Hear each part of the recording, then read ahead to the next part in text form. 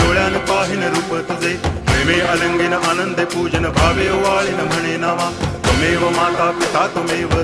बंधुश्च सखा त्वमेव विद्या द्रविणं त्वमेव सर्वं मम देव कायेन वाचा मनसेन्द्रियैर्वा बुद्ध्यात्मना वा प्रकृति स्वभावात् करोमि यद्यत् सकलं परस्मै नारायणायति समर्पयामि अच्युतं केशवं रामनारायणं कृष्णदामोदरं वासुदेवं हरि गिरिधरं माधवं गोपिकावल्लभं जानकीनायकं रामचन्द्रं भजे हरे राम